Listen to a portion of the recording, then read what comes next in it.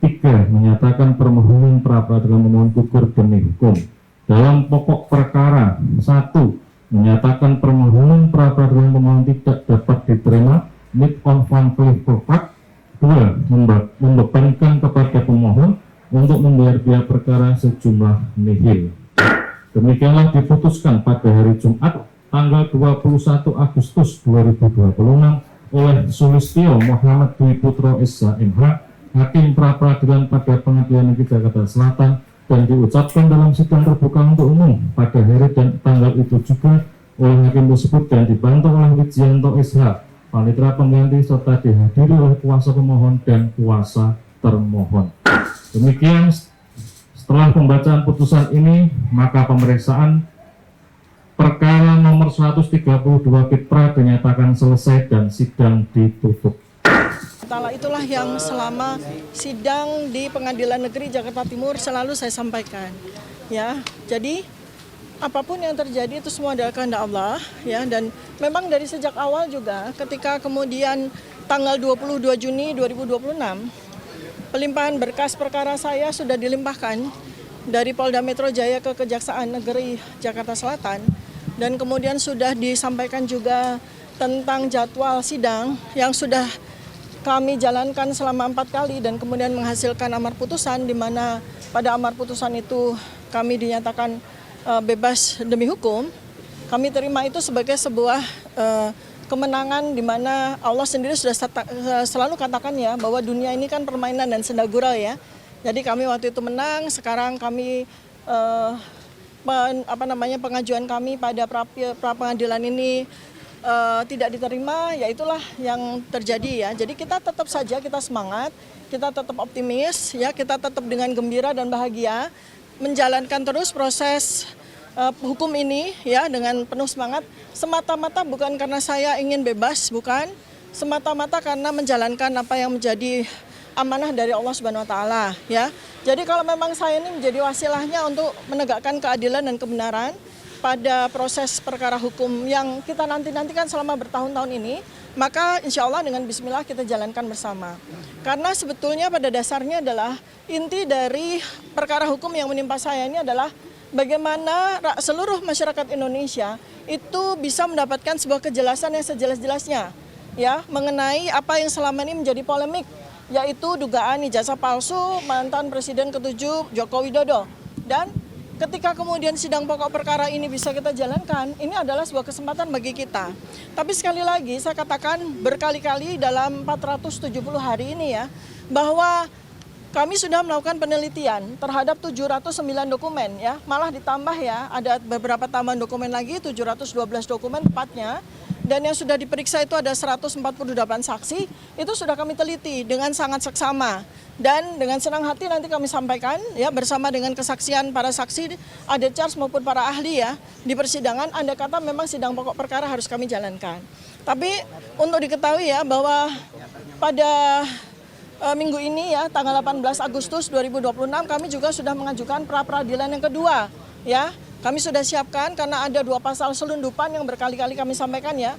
Pasal selundupan yang sangat tidak ada relevansinya sama sekali dengan kasus saya, tetapi memang semata-mata merupakan sebuah niat jahat ya, niat tidak baik dari pelapor untuk menghukum saya seberat-beratnya atas pasal 8 dan dengan hukuman 8 tahun dan 12 tahun ya, pasal 32 35. Dan kami dari kesimpulan yang kami dapatkan ya oleh jaksa penuntut umum ya, kami mendapatkan tambahan ya yang dalam ini menjadi tesis ya, bahwa ternyata betul-betul pasal 32, 35 itu betul-betul dilakukan overcharging ya, betul-betul dilakukan dengan niat yang tidak baik ya.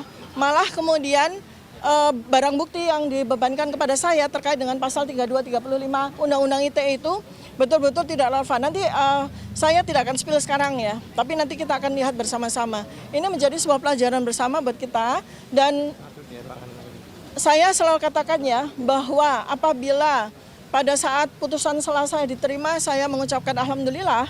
Tetapi jika putusan selesai pada saat itu tidak diterima dan kemudian sidang maju pada pokok perkara, saya mengucapkan bismillahirrahmanirrahim. Ya, selanjutnya akan disampaikan oleh para lawyer saya.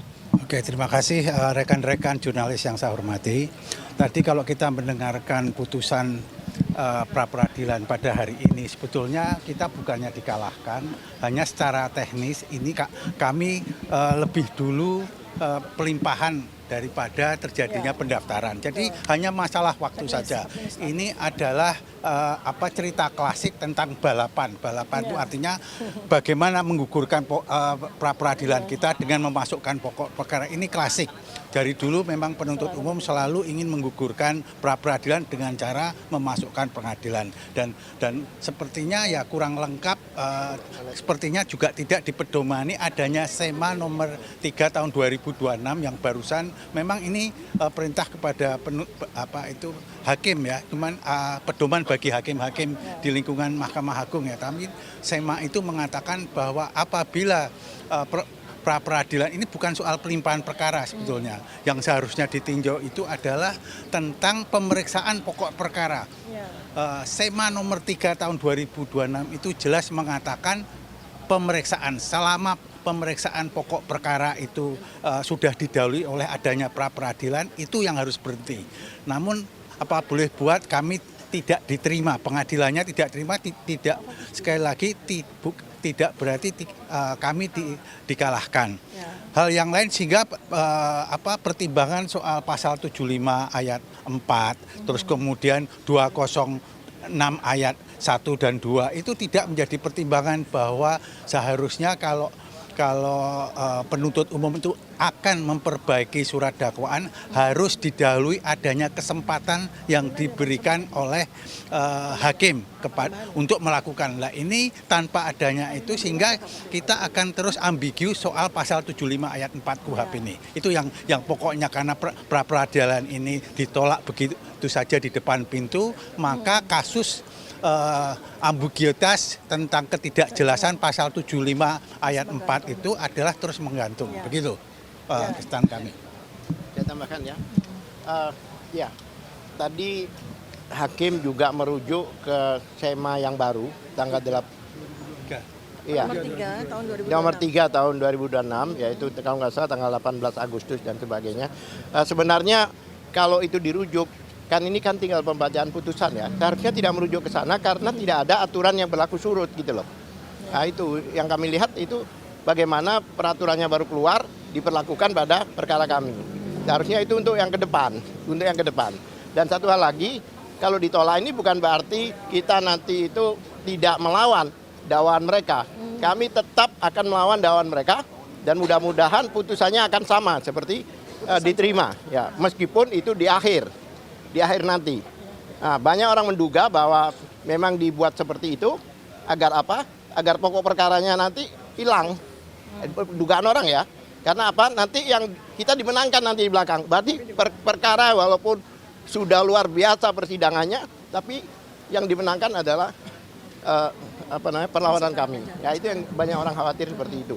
Karena ini terjadi di Solo. Ya, di CLS. CLS itu jelas ya.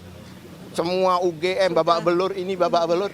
Terakhir yang diputuskan malah eksepsinya yang dimenangkan. Nah ini ya kami khawatir. Jadi jangan dianggap kami tidak melawan, kami melawan.